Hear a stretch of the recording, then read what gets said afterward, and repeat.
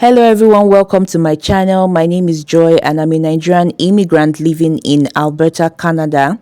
If you are new here, welcome, and if you're a returning subscriber, thank you so much for coming back. So today's video is going to be about my first 24 hours in Canada. Whoop whoop whoop. Yes, it's going to be a very exciting video. It was an exciting period for me and I'm looking forward to sharing that excitement with you all. So sit back, relax and watch this video till the end. Of course, do not forget to like this video, comment down below what you enjoyed the most about this video, share this video with your friends, and of course do not forget to hit the red subscribe button so you can know when I post another video. So just grab your popcorn and your drink and let us dive into it. Hello everyone, good morning. Yes, so this is my first day in Canada. Basically, I came in yesterday afternoon, even though we did leave the airport till like 7 p.m. or so after baggage collection and going through immigration. I came in, I was welcomed with eba and egusi soup. I'll probably put up the picture. I just freshened up, showered, and then went to bed because I was so tired, even though I slept, for like 5 hours during the flight. It was business class, so you can, you can convert the chair to a bed. So when I slept, I got home and I was still tired. I was still feeling very sleepy. So, but I did eventually sleep until like 12:30 a.m. or 1 a.m. here. I think it's like 9 a.m. in Nigerian time. If I was in Nigeria, I'd probably have been in church by that time because mass starts by 8:30 a.m. I haven't been able to find any church here. Like I literally just got here yesterday and today is just the first Sunday. Yeah, so this morning I woke up about 2 hours ago. I've already brushed. It's just to just do other things like shower, get ready for the day. This is like 7:30. I woke up like 5:30, but I've just been on my phone messaging, chatting, using internet, yeah. I just said let me just update you guys. When I snapped outside by like, was it 5:30 or 6:30, it was looking quite bright, right? It was looking bright for that time. Yesterday night around 11:30, I looked outside and I'm like, yo man, why is this place so bright? Like, why is it so bright? Like, I see it's 3 p.m. Nigerian time. Ha! Okay, no, maybe not like 3 p.m. Maybe like 5 p.m. or 7 p.m. Nigerian time. So they're like, yeah, that's how it is. That even in summer, it's going to even be brighter. And I'm like, huh? Anyway, fast forward to this morning, 5:30, 6:30. It was looking a bit bright. Like 5:30 was looking like 7:30. But now that it's 7:30, it still looks that same way. It's not brighter. Like literally, it looks like the nights are longer than the days. So it's not necessarily brighter. It looks like 4 a.m. Nigerian time. That's what it looks like. The moon is reflecting on the snow, so that's what makes it look like that. So it looks like 3 a.m. or 4 a.m. Nigerian time, and everywhere is so quiet and gentle. No noise anywhere. Cars are not even moving around. Guys, no generator sound. No bus conductor say, oh, show the okay, mile 2, oh, show the okay. Like, or Lekki Aja, Jack one day Aja, hold your 700 naira change Aja. There's nothing like that. They come and say everywhere very quiet, no generator sound. This is a place to be. This is a place to be. But we thank God for everything so far. I don't know if I'll vlog so much during the day, but if I do, all well and good. If I don't, we're good to go. So this is my first night in Canada. Literally my first night in another country ever. Like I waited for this day for so long, for so many years, when I'll finally go to another country. And then I didn't just go to visit. I'm relocated to Canada. Whew, it's been a great journey and we just thank God for everything basically. So let me just go and shower and start my day basically. The thing I unpacked yesterday was to bring out maybe like my bathing accessories and the food I brought, just egusi and gari basically, yeah. So that's it. Let me go and freshen up and do other things and eat, and I'll see you guys later. So guys, before I go, let me show you what outside looks like. So this is what outside looks like. I can't open the window, right, because from here I'm already feeling the cold. Just one car passed. You see that over here we don't really have people with fences, like fences. You can see those people's cars are covered with snow. All these kind of houses just used to look very foreign to me, like all these foreign Oliver Twist kind of books and stuff like that with the pictures. But look at me living in the reality of it all and all of that. Wow, this is really nice. This is nice. With the snow, everything used to look so fanciful. But this place is cold though. Hey, not even good yet. It was like -20 yesterday when I was coming out of the airport. And it was so freezing. Edmonton is a very good place. Like I'm in Edmonton, Alberta. It's a very cool place. And yeah. So this was me taking breakfast a few hours later. It was bread, egg, and tea, as you can see here. While I take you around the beautiful city of Edmonton, let's gist. There's some gist for you all. The first thing I want to address inside these gists was the question that I got the most on my last video: how I got business class for free. So now let me make this clear. I did not get the entire flight for free. What I got was the business class side. So it's not that, oh, I just got free tickets and then they did not just give me economy or did not give me business class. No, I paid for economy, but I was upgraded to business class for free. So that means I did not pay the additional fee to be upgraded to business class, right? That was what actually happened. It's not like I traveled for free. So in the first leg of the flight between Lagos and Amsterdam, I traveled in KLM economy pew. Between Amsterdam and Edmonton, I was upgraded to business class. So for the full 8 hours of the flight, I was in business class. Now, I did not entirely do anything special. My ticket was just basically upgraded and I was given a new boarding pass. That was all that happened. For me, I feel that it's God's favor. So yes, that is how it all happened. For those that have been asking and those that have been curious to know what you do when they can't dash through business class. I did not get the entire flight for free. I paid for economy. When they said the Lord will bless your works, the works of your hands. You do something and you will now multiply your efforts. You do something, you pay for economy, then give you business class. Now wetin happen be that. Now God just bless the works of my hands. Yes, that's what happened there. The second gist now, is for those that have been asking, oh, how do I come to Canada? How do I come to Canada? There are different routes through which you can come to Canada, which will depend on your educational status, your work experience, your type of trade, your type of business. There are so many routes through which you can come to Canada. You can come to Canada through the study route, through the work route, in which you will get an LMIA job, government approved. You will apply for work permit. You can migrate through that route, or you can get a study visa and a study permit, or you can come through PR. For PR, you can go through provincial nomination, federal skilled worker, or federal skilled trade. So for the federal skilled trade, those are for like technicians, plumbers, electricians, all those people that don't really have a degree, but they have a trade, And then for the federal skilled workers, those that have worked outside Canada. So for someone like me, I have never studied or worked in Canada or even lived in Canada at all, not even visiting visa, right? You see how my God they work not even visiting visa, PR straight. No see the way my God they work So federal skilled workers are for those who have worked outside Canada, but then you have to have an education definitely and some work experience, at least 1 year work experience.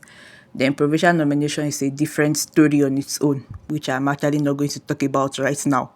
Another route that you can explore for the Canadian PR will be the CEC, that is Canadian Experience Class, but that is for those who have worked or schooled in Canada.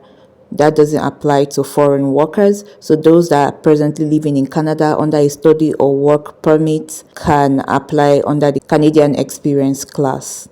So if you don't have a sibling or a relative in Canada, the best route to follow is the federal skilled worker route. But then you have to be up to speed. You have to have a whole lot of points, because this their cut-off draw these days for ITA. Sometimes I see it and I'm like, wow, wow, wow. Because most of the time it's over 500. There are different things you can do to increase your score to meet up to over 500, over 550. That one is a story for another day. If you did not know, let me tell you now, Canada is very cold. When I came in the day before I made this video, it was -20. Omo, no be small something, no. Even on this day, I was still freezing. This was the day after I came. Omo, I was freezing. I can't bring jackets wey be say you no even fit wear am during spring, let alone during winter. Omo, I just dey freeze like chicken, correct chicken, you know. But yeah, Canada is quite cold. So when you're coming, you come with your warm jackets, or you may even decide not to even really come with any jackets. Once you are not coming in the peak of winter, and then you just come here and buy, just that you have to now buy your jackets the very next day so that you don't freeze completely. But overall, Canada on its own is a very, very good place to be. So the good part was that I came in winter, so I'm not like anticipating, oh, I came in spring, summer, fall. How is winter going to be? I'm not jittery about that because I've already seen -20. What is there again? I think I've even seen -23, right? So there's nothing there again now, no. Next winter will just be like another time of the year, you know. So coming in winter was actually really helpful and really, really nice and okay, because I know what winter is now. So everybody is good to go, right? That's one of the very best decisions I've made so far. But if you come at any other point in the year, it's still okay. You will still eventually experience winter. So don't even stress yourself. Anytime you want to come, just come. But guess what? You see that winter? 50 centimeters snow, go see am. Oh yes, you know when your legs dig into the snow that the thing will almost be reaching your knee. We'll get them very well, especially for Alberta. You know, there are some other provinces that are even a bit warm. But you see Alberta, now so cold, cold, cold. I don't know if Ontario is so much warmer, but I think they are a lot more warmer than Alberta. But you see, it's Alberta, a lot of cold. Yeah, I think Saskatchewan is even colder than Alberta, say from the news where are they here, no? Saskatchewan seems to be colder than Alberta. Yeah, so you're going to be seeing me doing a little bit of accents here and there, funny accents that are not how I talk normally, right? Because that's just the mood I am as I'm editing this video. Another thing about this place that I've noticed so far is that when you see people, how they greet here is hello, hi. It's not like in Nigeria where you do good morning, good afternoon, good evening, good night, happy Monday, Tuesday, Wednesday, Thursday, Friday, Saturday, and Sunday. No, we do no such thing here. Hello, hi. You give the person a firm handshake if you're to have some sort of professional discussion or relationship or friendship with that person. It's a firm handshake with a hello or hi. You better speak loud, if not, they're not going to hear you. Yes, that's how it works here. So, hello, hi. That's how it is. That's just how it is. It's not the good morning, good afternoon, good evening, good night, good day. So, and then here, when Ubers come, or what you call Lyft is like another version of Uber, something similar to Taxify in Nigeria, which was now Bolt before I left. So when they come, they may just message you and maybe call you, but how you will know that they are the one, because in the front of the car you may not exactly see the plate number, but when they put on their hazard lights you would usually know. So somehow your eye has to be out for it. You have to have sharp eyes to be able to spot the car, and of course you'll confirm before you enter, right? So it's not like in Nigeria where they'll be horning ping ping ping ping. By the way, here they don't horn unnecessarily. That one is going to be in the next thing I'm going to talk about. They don't horn unnecessarily. So number next, over here in Canada, they don't horn unnecessarily. They must not catch you horning unnecessarily. That thing is absolute noise pollution. But in Nigeria, that's the least of the noise pollution that you will receive. Here, since I came, I haven't heard a horn more than twice or three times. You are not supposed to be caught horning unnecessarily.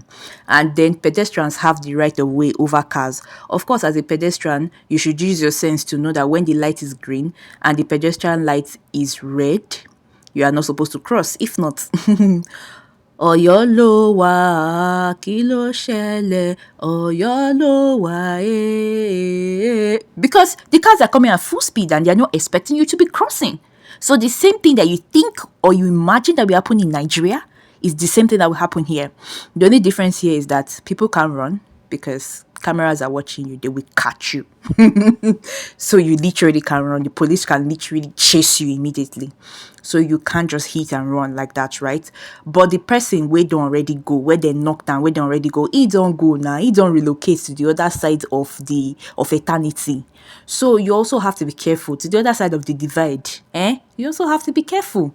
The same way you are careful in Nigeria, it's the same way you are careful here. But the only thing is that even if a car is coming, if they see you ahead of time and then maybe there's no traffic light and they see you passing, they will stop, allow you to pass. Even if you are crawling, they will allow you to crawl past before they will move. So pedestrians have the right of way here more than the people driving, more than people who have cars. Of course, you will not now be sleeping on the road now. Or you also have to be sharp. Oh, shakia, you shakia and leave the road, right? Because if you were also the one driving, you wouldn't want someone to be sleeping on the road in the name of walking, right? Right. So, is there number next? Abi, we should just go and do the thing that we wanted to do. The next gist I have for you is what happened at my point of entry. So I landed at Edmonton International Airport, YEG, and it literally took the whole day before I left the airport. First of all, it took over an hour to get my luggages, but I was at least glad that all my 3 luggages were complete. And then I proceeded to immigration. Immigration took over 2 hours as well. Like, in fact, it was like almost 2.5 hours. So I basically spent up to like 3.5 hours at the airport before I left, right? So it was basically long, but they didn't really search me so much.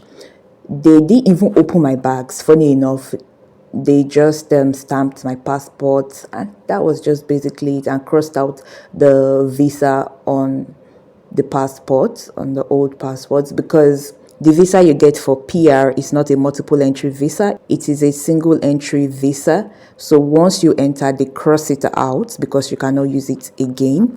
If you leave the country and need to come back, you need to get a document to allow you in. But however, as soon as you enter Canada with that visa, you are automatically confirmed a permanent resident. So that was it about the point of entry. It was okay, it was cool, apart from the wait time. They didn't even have time to really search like that when it got to my turn, because they spent quite a while on us and another flight came to come and meet us there. So we became way more. So they just wanted us to just quickly kukuma go. So at this time, we were basically on the way to the mall to go and get me winter jackets and boots as well, because I didn't come with any winter boots. I didn't see the essence. The winter jacket I came with, they say it's a spring jacket. It was looking like a sweater. When I was wearing it in Amsterdam, the thing resembled jacket. Did you see what I wore in my former video? Now jackets be that one now, true. But guess what? That one is like sweater compared to the type of jackets you need here. So yeah, so we're on our way to the mall to get the winter jackets and the boots. I didn't remember to snap the jacket and the boots, but let's just go around and see what we can get. So you would have to get a Canadian SIM, so you can do basic things. And yeah, that was it. Basically, we got the SIM. That was the SIM shop that we were in at that point in time.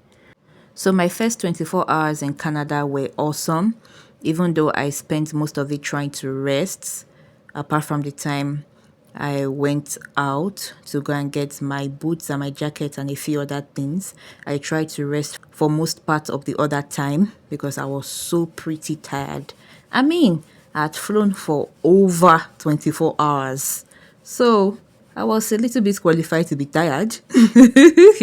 But I think that was probably jet lag, I assume.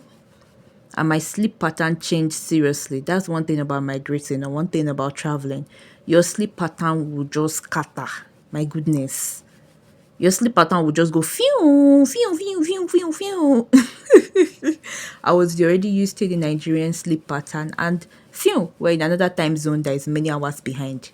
You're basically stuck with trying to get used to the new environment and the new sleep pattern. But overall, It's been so much bliss. It's been really wonderful. It's been a great city so far. My first 24 hours were really beautiful. As you can see, this beautiful environment alone, if that was all I did that day just to see this beautiful environment, that was okay for me. I hope you enjoyed the gist that I gisted you earlier in this video. Yes, so I'd like to let you know that we have come to the end of this video.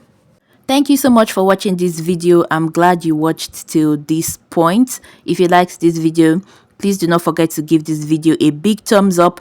Comment down below what you can relate to the most, any of your business class experiences, any questions you have about this japa journey, and I'll respond to as many as I can.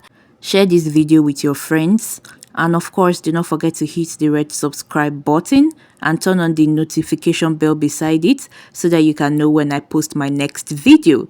And I'll definitely see you in the very next one. Bye bye.